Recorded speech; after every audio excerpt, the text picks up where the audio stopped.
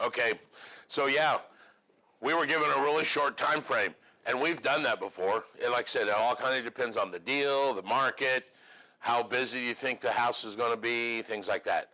Lydia, you had a question? Yes, so if someone said we had a bidding war, what does that mean? You had a bidding war. That means there were 5 offers on the table. So then you start doing this thing about, okay, I got 5 offers. I want you, give me your best one, give me your best one, give me your best one. All right? Or can you go back to the other ones and say, well, I have, the highest bid I have is. No, you typically do not tell them what your highest bid is. We actually have a form or a process called what we call the highest and best. So I got 4 offers in. I would call the 4 agents back and say, look, we have 4 offers. We want you to give us your highest and best offer, and we're going to choose from them. All right? Now, the other side of that coin is, A, you don't know what they are, but B, here's the worst problem, and I hate to say this, but it happens. You don't even know that truly exists because there's no proof, and they're not allowed to give you proof. So there have been times that I hate to say this, that there are other agents that we've looked at and went, really? Is there really other offers? Yeah, there are. Well, okay. That would be unethical if they were lying to do that, yes. I'm working in my interest of my client, though. Yeah. You could be working in your best interest of your client, but committing fraud is not in the best interest of anybody. Yes, that was actually a defense. Somebody said that. There's a whole bunch of stuff right here that you are going to learn that you can get into with this, because they ask for your highest and best. You could literally say that was our highest and best. We've done that before, and ta-da, we actually won. We've done it before where we called their bluff and we thought there was no other offer. We thought the guy was and we got beat. All right? So you can do that. On our form, our listing form, it asks us, we actually have to be given permission to say there's even another offer. Some sellers, it's a checkbox. Do you want me to disclose multiple offers? Yes or no. There are some cases where you may put an offer in and I'm like, thank you for your offer, but it wasn't good enough. Well, how come you didn't give me a chance to give you a better one? Client didn't give me that right to do that. So the highest and best, while a pain in the butt, is only one of the options. One of the options may be, no, we don't want to do that. And remember, you are trying to get your client, this is hard to understand, the best offer, not the highest price. The best offer doesn't mean the highest price. You might pay closing. You might pay other things. You might pay cash. Would you rather have 90 in cash in 3 days or 100 in 30 days where you have to wait for the guy to get approved for financing? Take the 90 in cash and run.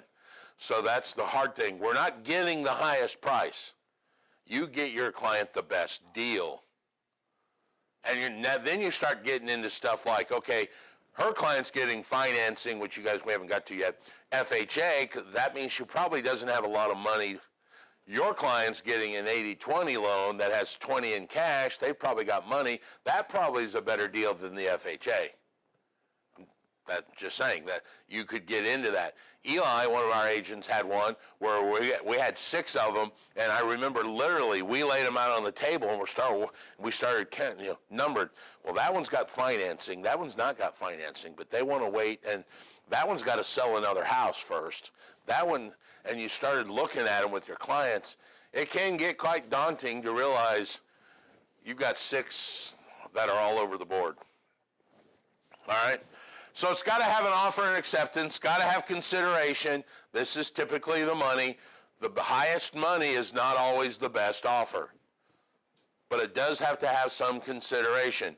Has to have legally competent parties to be valid. Once again, in Indiana, got to be 18. sufficient mental capacity, has to have consent of both parties. That's the mutual ascension, or sometimes you hear it called the meeting of the minds. That consent comes in the form of the acceptance. All right? If both parties accept, then that's the consent. Has to be for a legal purpose. That's the sale of real estate.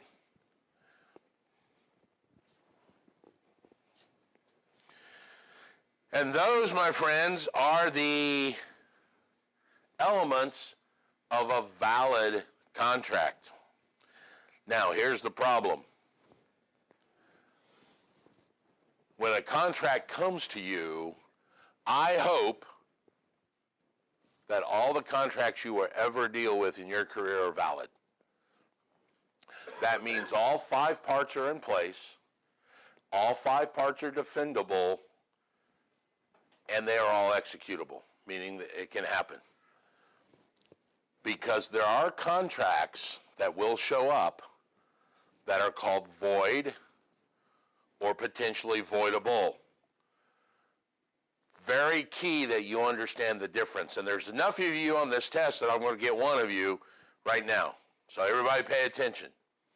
A void contract technically is a misnomer because it's not even a contract. Void means it's missing one of the elements completely. If I said, Bryce, I'll wash your car today, yes or no? And he says yes. We did not even discuss consideration. That whole element was left out of the contract. That's void. Means it never technically was a contract. It can't be. It's missing an element. Contrast that with a contract called voidable. Means it looks valid, but one of the 5 parts is defective. So Josh, you got a house listed. I send you a purchase agreement over. Here's the price we're going to offer. We're going to close by the end of the month. It's cash, and it's signed on the affirmation by my vice president of my investing company, Olivia Modulin, who's my daughter. And you look at the contract, hey, we got a contract. There's the money, there's the date, there's all this. It's signed, there's the acceptance, right? No. Olivia's only 17. That signature, while it looks valid, is not enforceable in a court of law. That contract can be undone. That makes it voidable. It looks valid, but it's not. Another good example would be the one that we talked about with the Anna Nicole Smith, where the father was deemed, or they tried to say that he was not in his right mind, so he wasn't legally competent. When he signed it, it looked valid. And wait, we want to make that contract, we want to undo it. It's voidable because he was not legally competent when he signed it. And we're going to prove that by some of the decisions that he made near the end of his life to show a pattern of incompetence. Now, with that signature, then would be incompetent. That contract can be undone, and it would be reverted back to the original will. So all elements look legal on their face, but one of them is defective. I was getting ready to say I could offer you money in Bitcoin, but that would be legal tender, I think. In rubles? Well,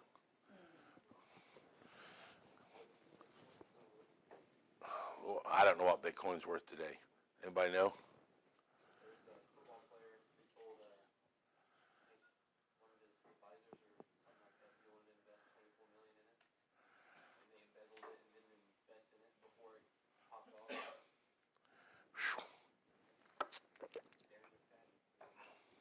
Who? McFadden. Football player got $24 million. Scammed. You know, I'm not really a violent guy. But if someone stole $24 million of mine, yeah. For another $9.95, you can buy a baseball bat. I'm just saying. So you've got a valid contract, you got a void contract, which never was a contract because it's missing. You got one that looks valid, but it's defective, that's voidable. Then we have this last contract that's called unenforceable. Unenforceable, sometimes you hear the term called valid between the parties. Valid between the parties. It's a legal contract on its face, but you can't enforce it. The court can't enforce it. For example, Bryce, I'll wash your car today for $20, yes or no?